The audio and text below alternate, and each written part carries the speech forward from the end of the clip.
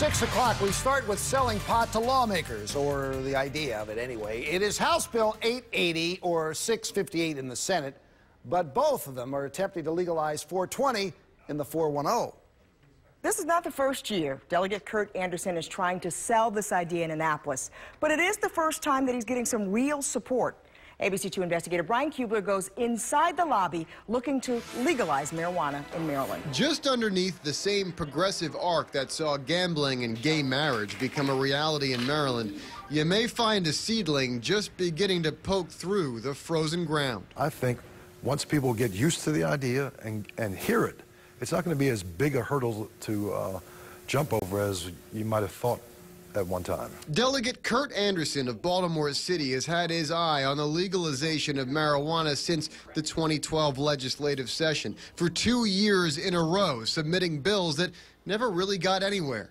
But this year, against the backdrop of precedent, the bill looks and feels different. It's an industry, and it'll be brand new, and virtually anybody could get in on the ground floor. And he argues, why not Maryland? Colorado is now cashing in, soon Washington State. And industries in both those areas called the delegate to see if Maryland may be the next state. Anderson estimates at least $120 million profit for the state is to be gathered in licensing fees, a $50 tax per ounce, and fines if not used per the regulatory structure. No one under 21, certainly not in a public space, and don't think about driving after smoking it. It's a bill that now looks a whole lot like law in Colorado. This is a radical idea, supposedly, but when you start really to look into it, and you see the fact that marijuana is certainly not as dangerous a drug as alcohol, and it doesn't kill you like cigarettes do, then people start thinking, well, why is this drug illegal? The money and control his bill gives to the comptroller of the state kicks it over to not just the Judiciary Committee, but Ways and Means too, which he argues can be an easier avenue for passage.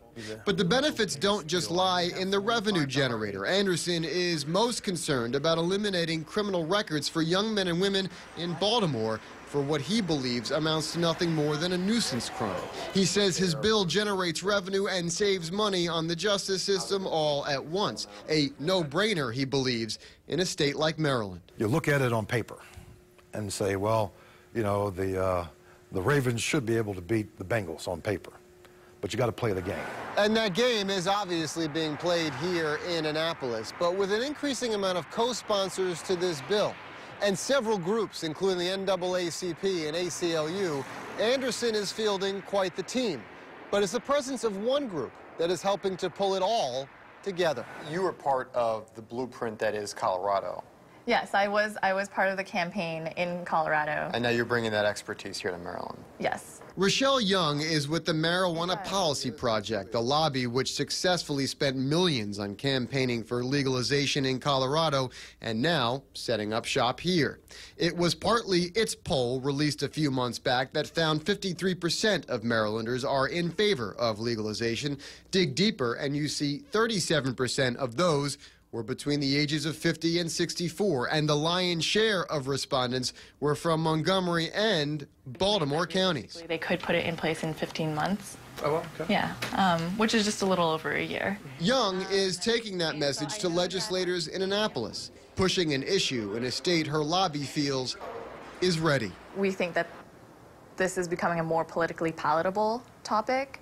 The other reason is that Maryland is so close to the Capitol, and we think that if Maryland can take this step, it'll help influence, lawmakers in D.C.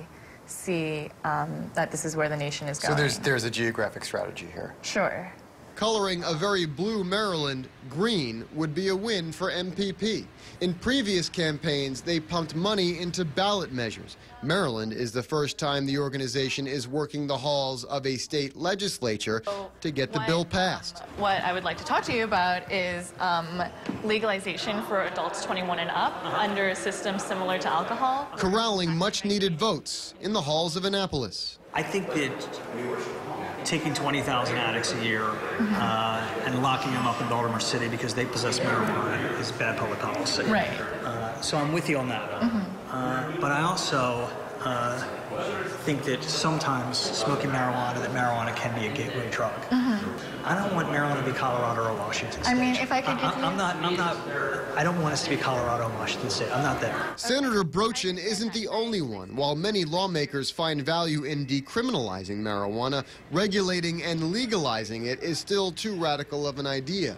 A line of thinking MPP knows will be tough to move in an election year. What this bill does is change the status quo, I think, in favor sociologically and economically in the state of Maryland.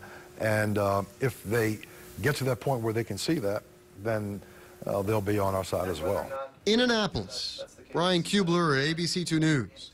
All right, the Marijuana Policy Project is working in other states this year as well. Vermont, New Hampshire, Rhode Island, Hawaii, Alaska, they're all considering similar measures. Now, the lobby is pushing the same message there as they are here.